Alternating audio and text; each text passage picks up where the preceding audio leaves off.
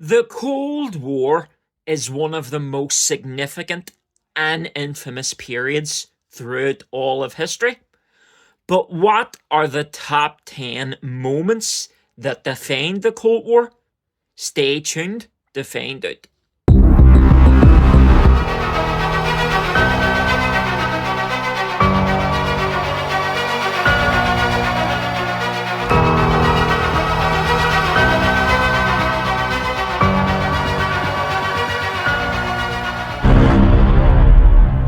Well, what's happening, everybody? I hope you are all doing okay, and welcome back to my channel, and welcome back to the top 10s in history. This video is also available as a podcast, so if you like listening to your history, you can definitely check it out and listen to it as well. And if you haven't done so already, folks, please don't forget to like, comment, share, and subscribe and everything like that. I really appreciate it. Today's top 10, we're going to be looking at the very high stakes game of the Cold War. The top 10 moments that defined the Cold War. The Cold War was a really tense period of standoff between the United States of America and the Soviet Union that lasted for 50 years, practically after World War II. And today, as I've already been mentioned, we're going to look at the top 10 moments that defined that period of conflict, so to speak. So without any further ado, let's get into it. Let's kick off with a moment of espionage gone wrong. The U-2 incident of 1960. On May the 1st, a US spy plane, a sleek U-2, was soaring over Soviet airspace, snapping photos of military sites when, bam, the Soviets shot it down. The pilot, Francis Gary Powers, was captured alive, and the United States initially denied everything, claiming it was just a weather plane, but the Soviets had proof, and President Eisenhower had to eventually admit the truth. It was a spy mission. This happened right after a period of cautious hope following the 1955 Geneva summit, where Eisenhower and Soviet leader Khrushchev had talked about peaceful coexistence. That trust, however, was shattered. A planned summit in Paris was later cancelled, and tensions soared, and the incident exposed just how deep the espionage game ran, pushing both sides further into the arms race. It was a stark reminder that beneath the surface, the Cold War was always simmering. So in 10th place, we'll have the U-2 incident of 1960. Moving to number 9, let's look up to the stars, or rather, to a tiny metal sphere that changed everything. Sputnik. On October the 4th, 1957, the Soviet Union launched Sputnik 1, the first artificial satellite to orbit Earth, a beeping little ball that sent shockwaves throughout the entire West. The United States was stunned. They hadn't expected the Soviets to beat them into space at this time, and the fear was real. If the USSR could launch a satellite, could they launch missiles at America? This moment kicked off the space race, a new battleground for Cold War supremacy. The United States responded by creating NASA in 1958, pouring resources into space tech, and the race was on, eventually leading to the moon landing in 1969. Sputnik wasn't just a scientific feat, it was a symbol of the technological and ideological competition that defined this entire era, showing how the Cold War reached even beyond our planet. So in 9th place, folks, we'll have the space race begins with Sputnik launch in 1957. At number 8, we head to Eastern Europe for a moment of defiance, the Hungarian Revolution of 1956. That October, Hungarians took to the streets demanding freedom from Soviet control and political reforms. It started with hope, sparked by Khrushchev's earlier speech denouncing Stalin, which made people think change was possible. But the Soviet Union was not having it. By November, they sent in tanks, crushing the uprising with brutal force. Thousands were killed, and the dream of independence died. The West, including the United States, offered words of support but didn't intervene, fearing a wider war. This bloody crackdown showed the world just how far the Soviets would go to keep their grip on Eastern Europe, disillusioning many Western communists and hardening the divide of the Iron Curtain. It was a tragic lesson in the limits of resistance under Soviet rule. So in 8th place, we'll have the Hungarian Revolution of 1956. Number 7 brings the Cold War to America's doorstep with the Cuban Revolution. In 1959, Fidel Castro and his rebels overthrew Cuba's dictator, a United States ally, to eventually assume control. At first, it wasn't clear where Cuba would stand and land, but by 1961, Castro had aligned with the Soviet Union, nationalizing American businesses and welcoming Soviet aid, both military and economic. The United States was furious. This was communism just 90 miles from Florida.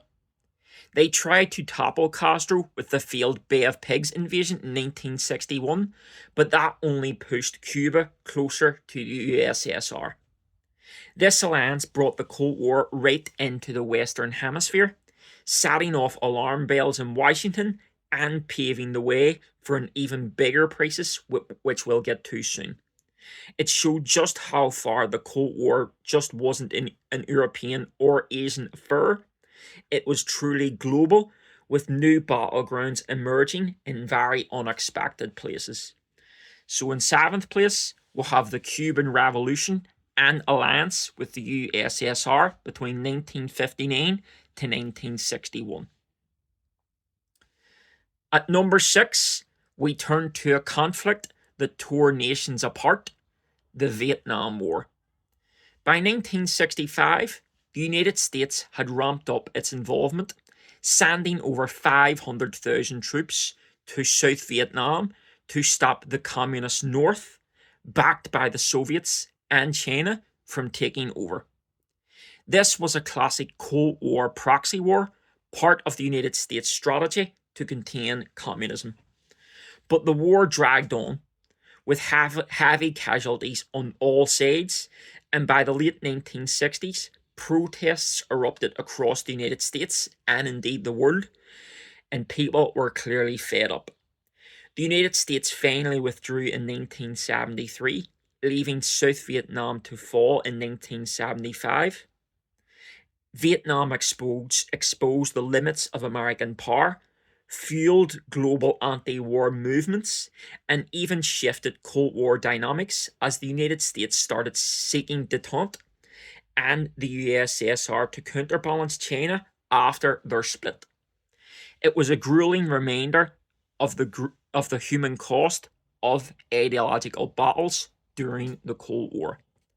So in 6th place, we'll have the Vietnam War escalation between 1965 to 1973. Now we're into the top 5. And number 5 takes us to the heart of Europe with a stark symbol of division, the Berlin Wall. On August the 13th, 1961, East Germany, with Soviet backing, started building a wall right through Berlin to stop people from fleeing to the west. Berlin was a unique spot, deep inside East Germany, but split between the Allies, with the western half a beacon of freedom. By 1961, nearly 3 million East Germans had escaped, and the communist state was bleeding people. The wall changed that overnight, however, splitting families and becoming the physical embodiment of the Iron Curtain. It wasn't just concrete and wire, it was a symbol of the Cold War's deep divide, West versus East, freedom versus control. It stood as a flashpoint for decades until its fall in 1989, reminding the world of the stakes in this global standoff. So in fifth place, folks, we'll have the construction of the Berlin Wall in 1961. At number 4, we reach the most dangerous moment of the entire Cold War, the Cuban Missile Crisis of 1962. In October, United States spy planes spotted Soviet nuclear missiles being set up in Cuba just 90 miles from American shores. President Kennedy went on TV announcing a naval blockade of Cuba, demanding that the missiles be removed. For 13 days, the world held its breath. Nuclear war seemed imminent. The crisis came right after the Bay of Pigs fiasco, and with Cuba now a Soviet ally, the stakes were sky high. Finally, after tense negotiations, Khrushchev backed down, agreeing to remove the missiles, and Kennedy promised not to invade Cuba. It was the closest we ever came to nuclear annihilation, and it forced both sides to rethink their strategies, leading to better communication, like a hotline between Washington and Moscow, and a push for arms control. It was a wake-up call for the entire world. So in fourth, we'll have the Cuban Missile Crisis of 1962. Number 3 takes us to the first major armed clash of the Cold War, the Korean War. In 1950, North Korea, backed by the Soviet Union and China, invaded South Korea, aiming to unify the peninsula under communism. The United States, leading a UN coalition, jumped in to defend the South, turning it into a brutal 3-year war. It ended in 1953 with an armistice, not a peace treaty, leaving Korea divided at the 30th parallel, a line that still very much exists to this day. This war came right after China's Communist Revolution in 1949, and it was the first real test of the United States' policy to contain communism in Asia. The Korean War set a pattern for Cold War proxy conflicts, where the superpowers fought through smaller nations, and it locked in the United States and USSR as leaders of opposing blocs. It showed just how global this ideological battle was to become. So in third place, we'll have the Korean War between 1950 and 1953. Just missing out on the top spot, at number 2, we go back to the early days of the Cold War with 2 pivotal policies, the Truman Doctrine and the Marshall Plan. In 1947, President Truman announced that the United States would support any nation resisting communism. Think of countries such as Greece and Turkey at this time, which were under immense pressure. Then in 1948, the Marshall Plan rolled out, sending billions in aid to rebuild Western Europe after the World War II's devastation. Europe at this time was a complete mess, economies were shattered, and communist parties were gaining ground. The United States wanted to stabilize democracies and stop the spread of Soviet influence. But the USSR saw this as American imperialism. These moves drew the battle lines of the Cold War, formalizing the US strategy of containment and deepening the East-West divide. They also set the stage for NATO's creation in 1949, locking in the ideological struggle for decades. So in second place, we'll have the Truman Doctrine and Marshall Plans, 1947 to 1948. And number 1, can anybody guess what it is? I briefly just mentioned it there. At number 1, we have the moment that truly defined the Cold War, the formation of NATO and the Warsaw Pact. In 1949, the United States, Canada, and Western European nations formed NATO, the North Atlantic Treaty Organization, to counter Soviet influence in Europe. This came right after the Berlin blockade of 1948, when the Soviets tried to starve out West Berlin, and fears of Soviet expansion were at their peak. The USSR responded in 1955 with the Warsaw Pact, a military alliance with its Eastern Bloc satellites. These two alliances split the world into two armed camps, NATO in the west, Warsaw Pact in the east. This fueled the arms race, with both sides stockpiling weapons, and created a bipolar world order that lasted until the Cold War effectively ended in 1991. More than any other event, NATO and the Warsaw Pact set the stage for the entire conflict, defining the global standoff that shaped the entire 20th century. So there you go. The number one most defining moment of the Cold War is the formation of NATO and the Warsaw Pact between 1949 and 1955. What do you think, folks? Do you agree with that top 10? Do you disagree with that top 10?